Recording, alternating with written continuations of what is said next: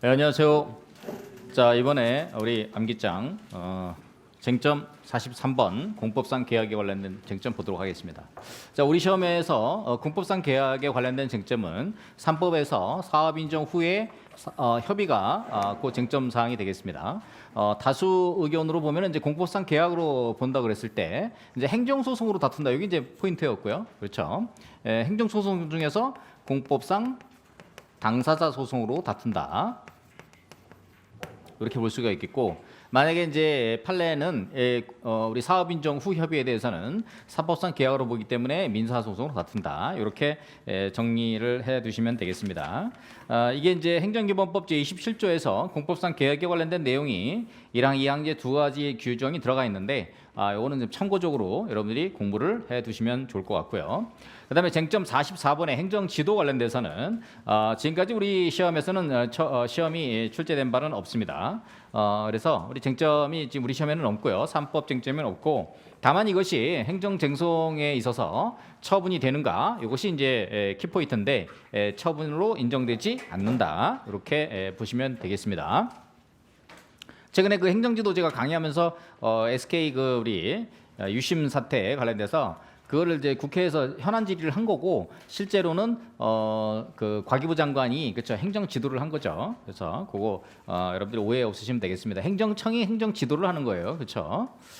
자, 그다음에 이제 쟁점 45번 행정상 사실행위. 우리 시험에 3법에서 여러분들이 이제 제가 여기서 나오는 여러 가지 행정법의 이제 주요 쟁점 중에서 특별한 설명이 없는 내용들은 우리 시험에 나오는 내용이 아닙니다. 그래서 여러분들 개념 정도만 좀 알아두시면 되겠다. 그렇죠?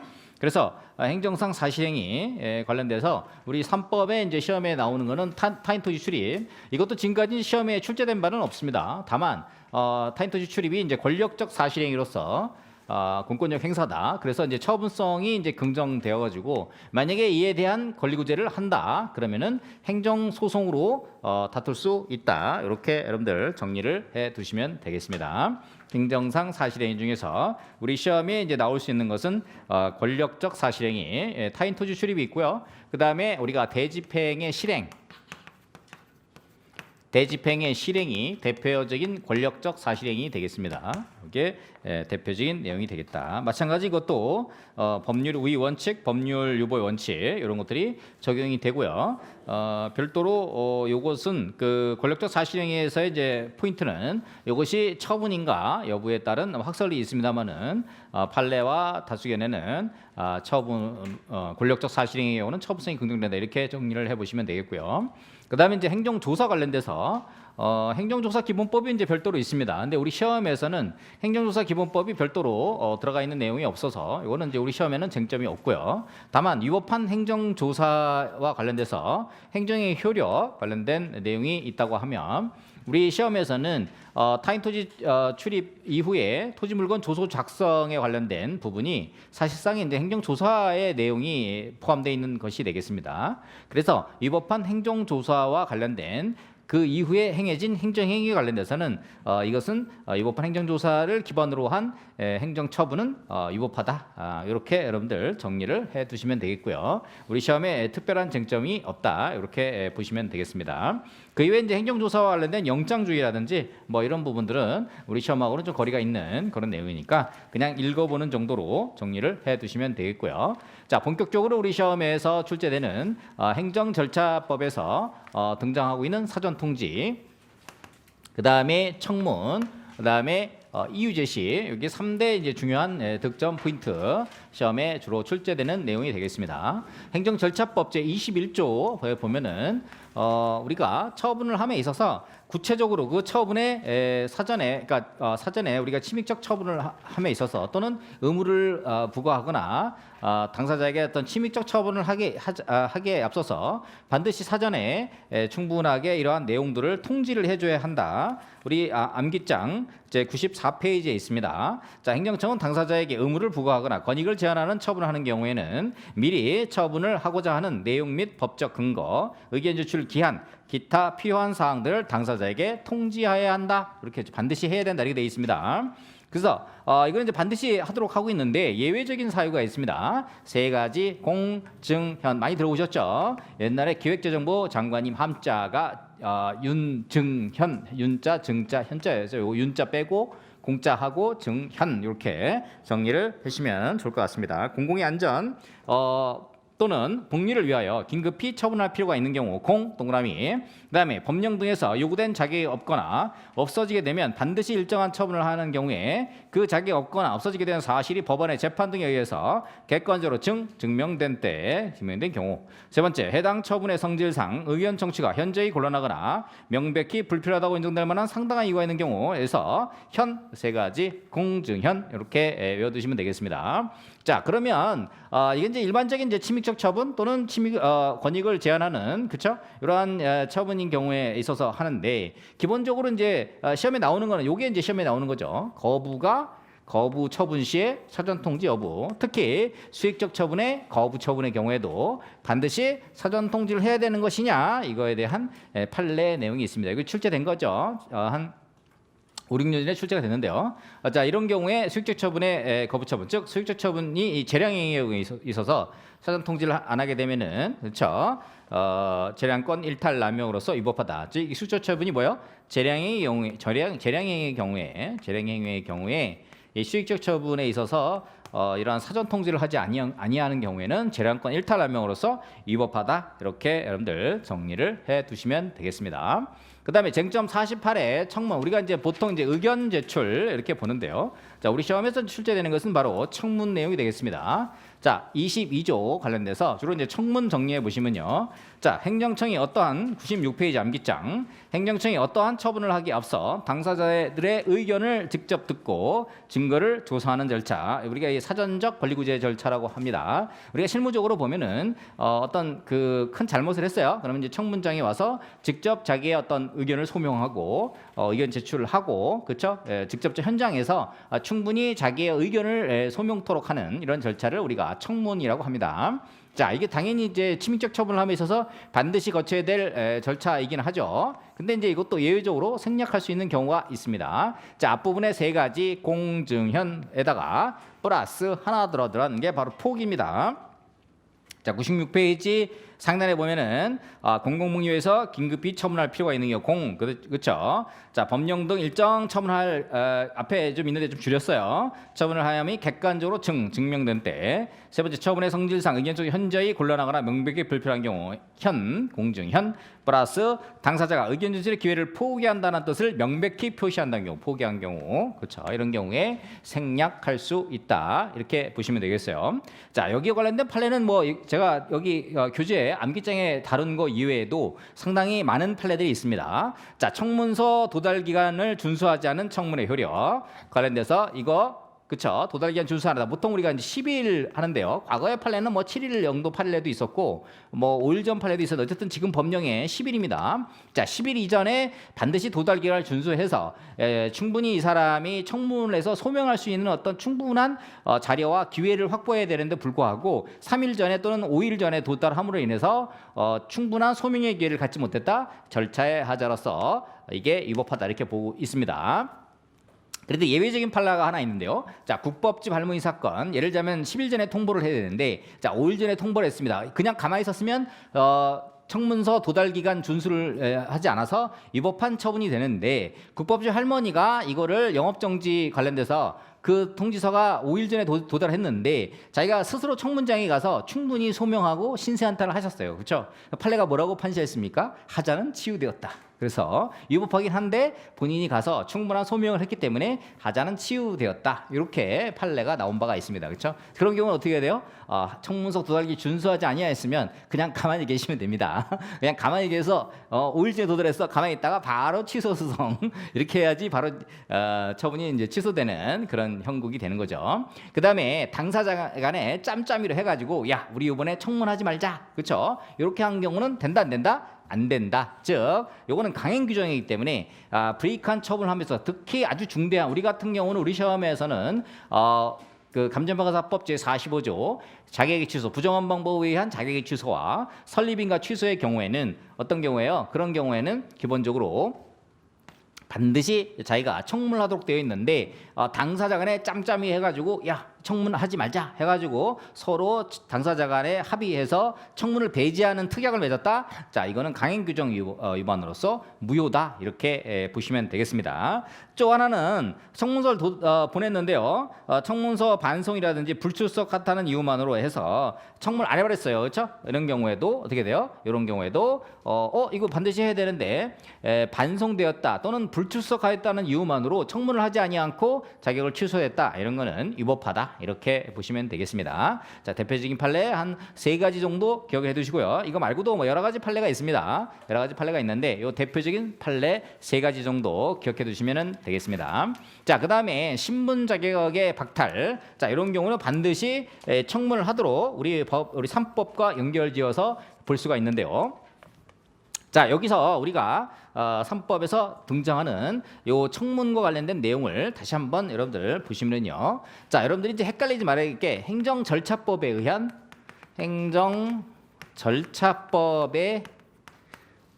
의한 의한 청문이 있고요. 그다음에 우리 3법에 특히 감정평가사법에 감정평가사법에 45조 청문 규정이 있습니다. 자, 여기 22조 청문이죠. 행정절차법 22조의 청문. 그다음에 감정평가사법 제 45조 청문. 자, 여기서 보면은 신분, 자격의 박탈 이런 경우에는 반드시 청문을 하도록 하고 있는데요. 우리 감정평가사법에서는 자격 취소가 4가지가 있습니다. 자, 4가지가 있는데요. 하나는 자, 부정한 방법으로 자격을 취득한 경우, 커닝한 경우 이거는 아웃 바로 이거 청문 규정이 있습니다. 그렇죠? 그다음에 2번째 명의대여는 뭐예요?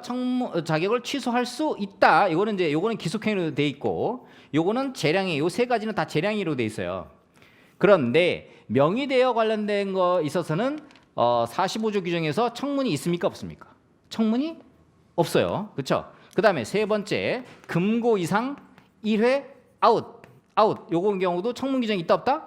요것도 없다. 그렇죠? 그다음에 4번째 업무정지 1년 2회 아웃. 그렇죠? 요런 경우도 청문 규정이 있다 없다? 없다. 4가지 요 관련돼서 청문 관련된 것을 반드시 해야 될 것 같은데 딱 요 위에 거 하나만 청문을 규정하고 있고 그러면 얘 3가지 경우는 청문을 규정하고 있지 않아요. 그래서 이 부분을 그럼 어떻게 해석할 것이냐 이제 요 부분이 우리 시험에 나오는 것입니다. 자, 정답부터 말씀드리면은 자, 원래는 우리 감정평가사법이 어떤 자격사를 위한 특별법입니다. 그렇죠? 개별 법령으로서 특별 법령이기 때문에 요 청문 규정 관련된 요 규정에 대해서는 요거 맞다 이렇게 보고요. 나머지 관련된 자격 취소는 요거는 징계위원회, 그렇죠? 자격 사에 관련해서는 징계위원회 휴부에서 자격을 취소하도록 되어 있습니다. 그렇죠?